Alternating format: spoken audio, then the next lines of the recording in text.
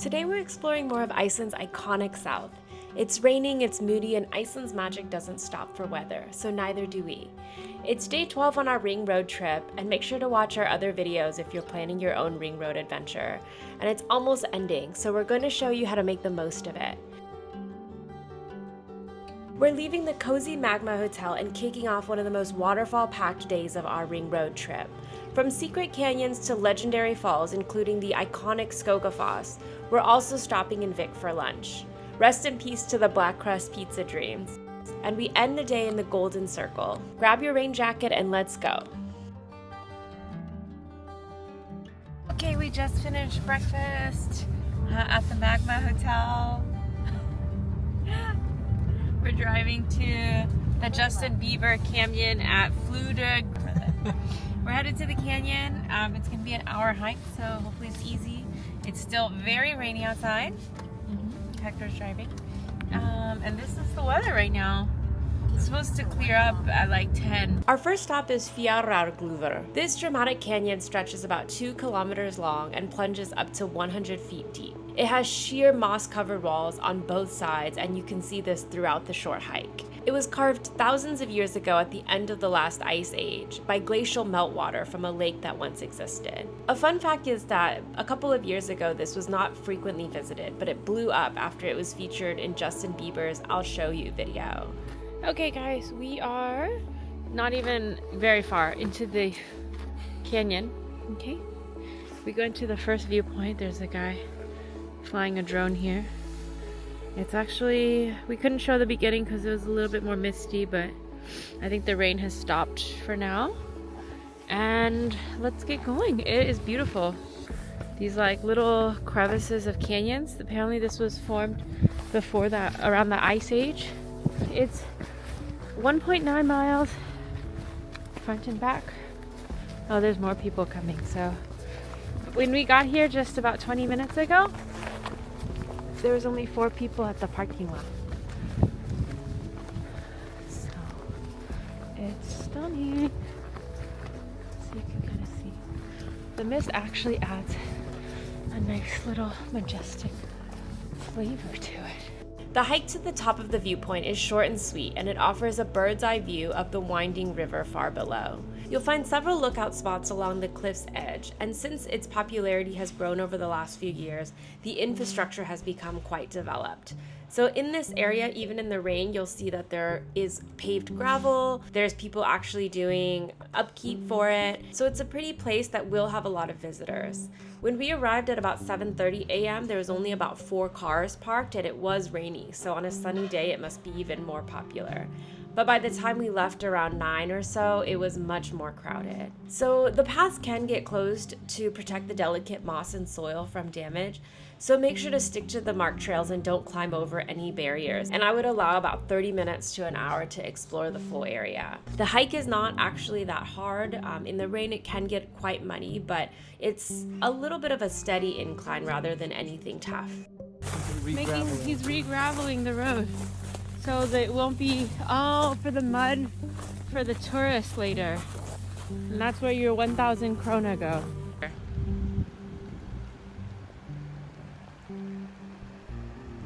So here is the end. I think you used to be able to walk down there. But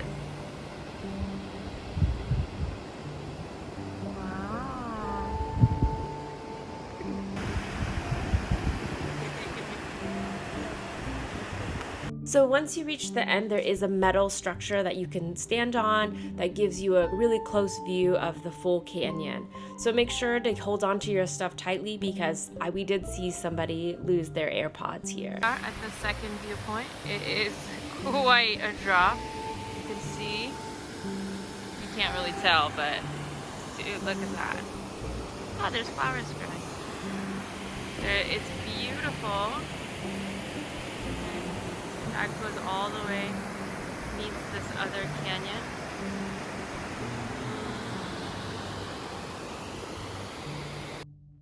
As we make our way back down to the car, make sure to keep your eyes peeled open. because as you're walking downhill, you can see how dramatic the canyon really is. Each ridge is shaped with such precision from the rain, the winds, over time, and it's absolutely mesmerizing. The river winding through this canyon will actually take you down back to the car, and make sure to stop by on the bridge to take a photo before you leave. You can also take a photo here before you actually start your trek, or even if you're not actually walking the whole canyon, you can actually just stop by here for photos, and it's right after you get out of the parking lot. If you've watched a lot of other videos on this is typically where a lot of drone shots are done, is on this bridge. So they will just stand here and then just shoot a drone going through the canyon, and it's absolutely beautiful. Guys, I don't know if you're able to see this, but we had a second car and it had a little star here. We don't know if it was something that was there or something that happened overnight, but we just left the Fjadrargljúfur cave, and we're headed towards Vic to the Yoda cave, and we had a crack that just grew from here all the way to here to the middle of the driver's side. So the lesson is get full insurance.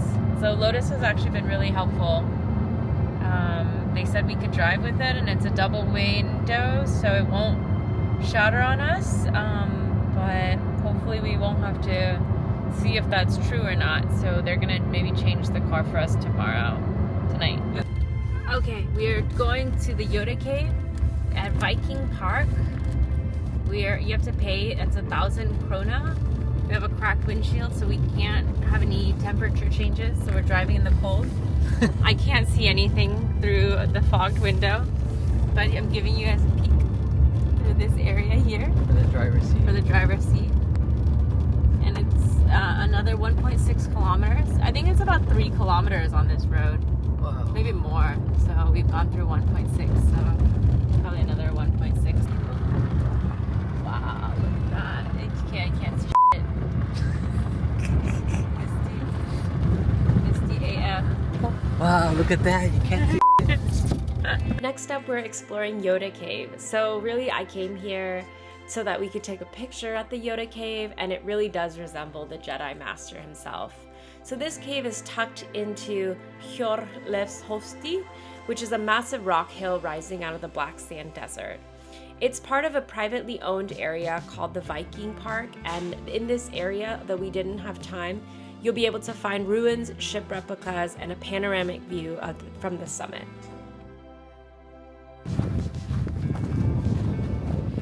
Okay, you have to pay for parking at the Viking Park.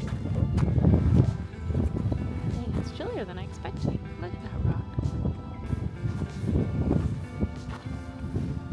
Wow, look at that thing. It's pretty cold with the mist and the rain.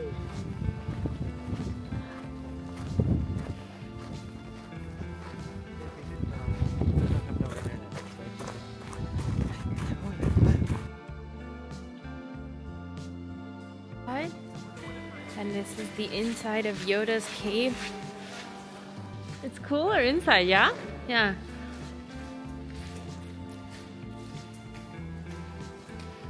Wow, cool. So I would allow, if you want to just explore the cave, 15 to 20 minutes, but if you had a little bit more time, I think some people were walking a little bit further to the beach. And then if you were doing that, I would allow maybe about 1 hour or so. Okay, they're in Vik. This is their icewear magazine. I guess it's a big wool factory of Icelandic wool. Okay, we're gonna go to the icewear in Iceland. I saw a puffin hat that I wanted to buy.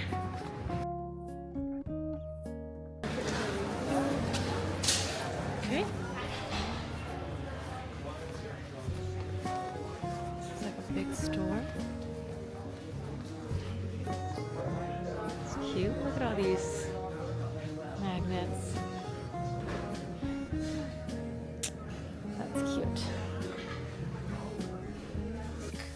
We don't have very much time to go to the black sand beach here, but we got this cute hat. Yay, puffin.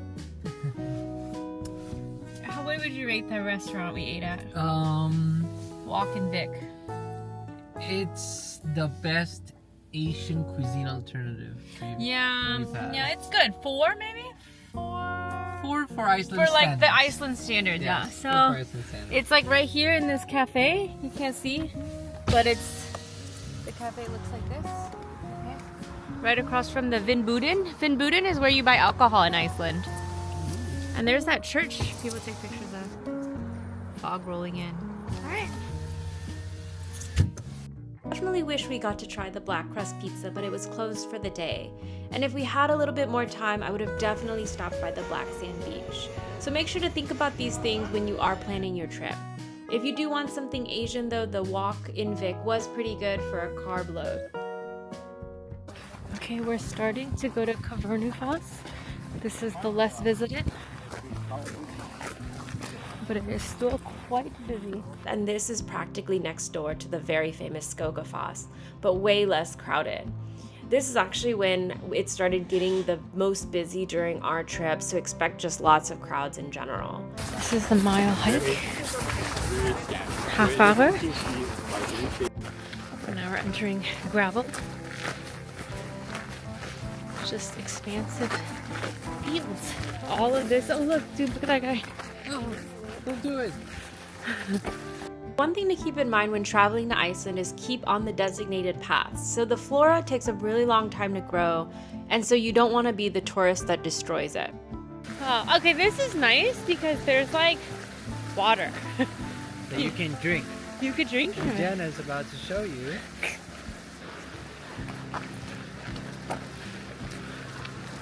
But he's not supposed to go on that.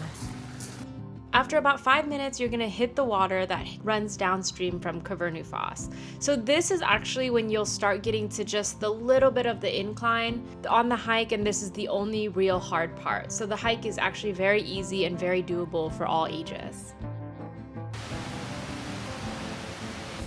Wow, you can like definitely feel the mist. Amazing. One thing cool about all the waterfalls, or most of the waterfalls that we're seeing today, is there's an opportunity to actually go right behind them or right under them. So if you want to be a little adventurous and try this out, it actually is really, really cool. Especially if you're actually going on a summer day when it's pretty warm, this is a really refreshing way to kind of experience the waterfall. Okay, we're behind it.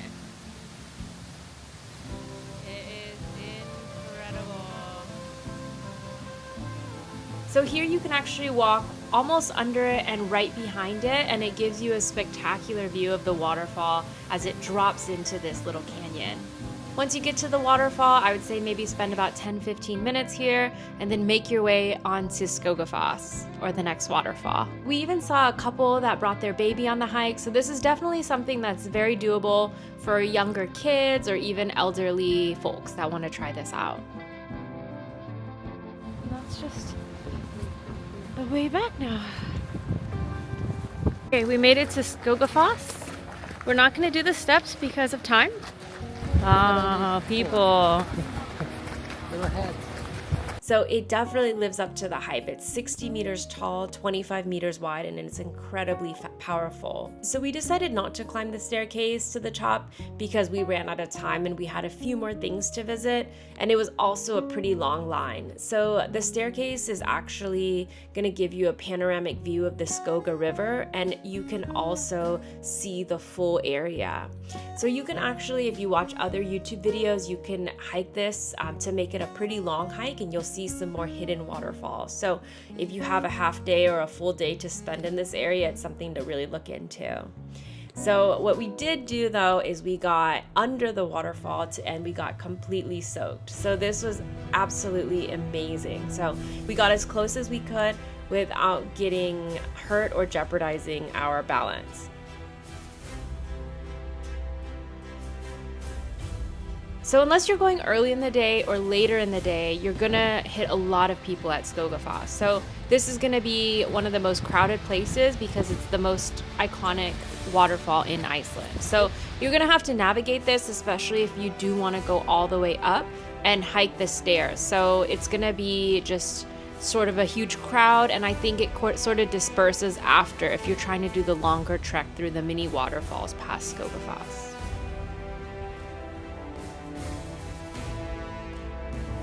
Oh, that's not bad. It's like a 10-minute walk, like back and forth. Okay.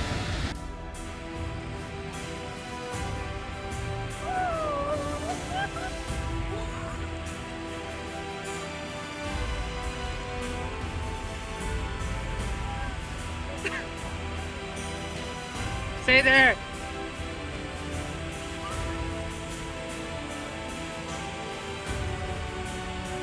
Wow. Woo.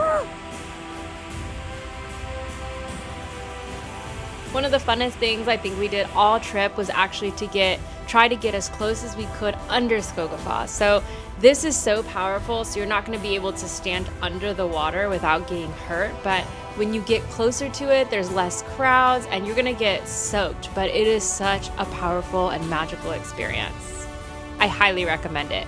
But make sure to bring extra clothes so that you don't end up wet in the car all day. So it could be pretty cold, especially if you're going the time of day or the time of year that we did in October.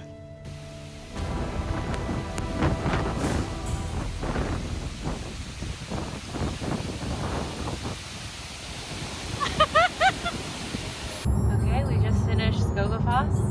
That was really actually very fast. It was like, if you want to just go in and out, it'd be 10 minutes. But yeah, you can park right at the front. Yeah, there's actually like a 16-mile trip from here. Oh. You might be able to get to that. Maybe an elf home. Oh, don't touch it. Yeah. The sun is coming out for today. Looks like it may not rain for a couple hours at least. There's a cloud over there, so maybe not. With this area.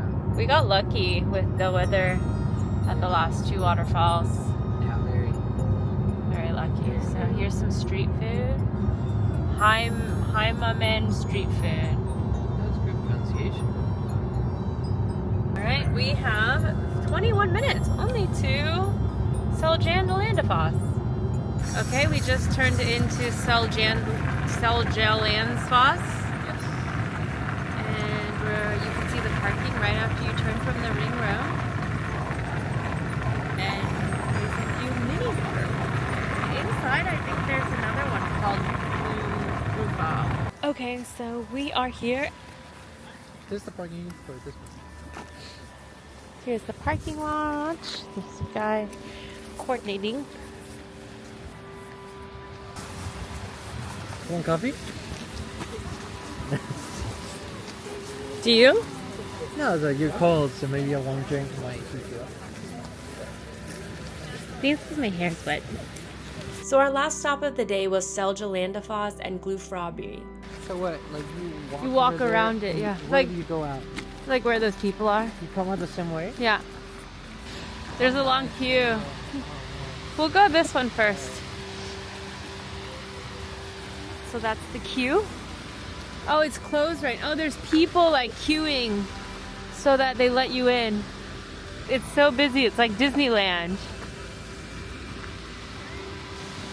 You cross this bridge. We're gonna head to Gljúfrabúi.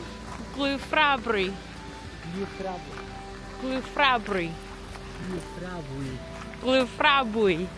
Very good. Gljúfrabúi. Shouldn't go there either. Wow, what a what a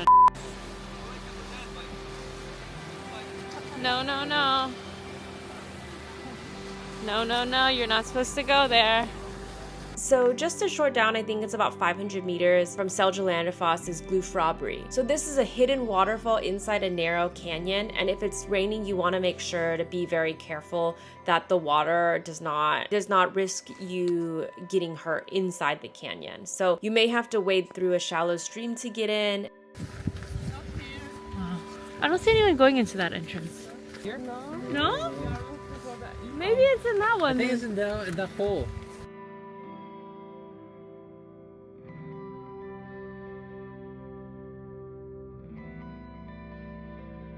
Okay, we've reached the end before the Gljúfrabúi entrance.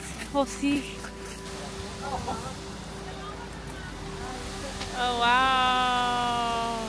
This waterfall is tucked into the canyon and it has a huge rock that you can take iconic photos at. So one thing that we learned, luckily, from one of the other tourists there is that in order to get the iconic picture, you want to do it at a 0.5 fisheye lens. So this is a really quick stop, and I would say maybe about 5 to 10 minutes after you get there, but what might be longest is queuing up to take a picture on the rock.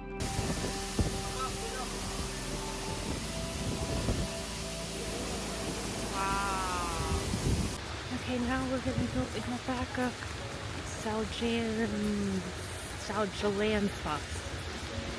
So this might be another one of Iceland's most photographed waterfalls, and if you're able to catch this on a clear day during sunset, it is absolutely stunning.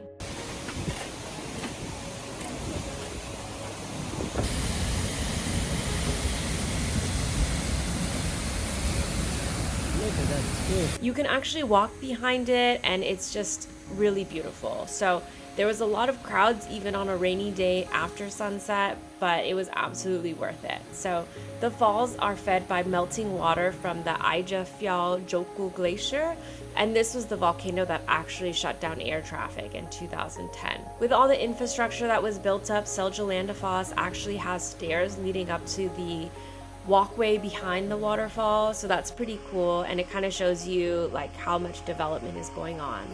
You do have to pay to park here, and I think it's about 900 or 1,000 ISK, and it's for both the waterfalls. So in all of these waterfalls, you can and will get super soaked. So just bring an extra pair of clothes if you happen to be staying at a hotel nearby so that you're not sitting in wet clothes all day.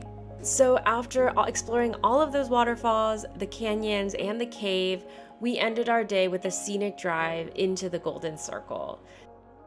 So we're slowly ending our trip, and our next day, day 13, we explore the full Golden Circle before heading back to Reykjavik. So even with all the mist and drizzle, Iceland continues to be so beautiful at each corner.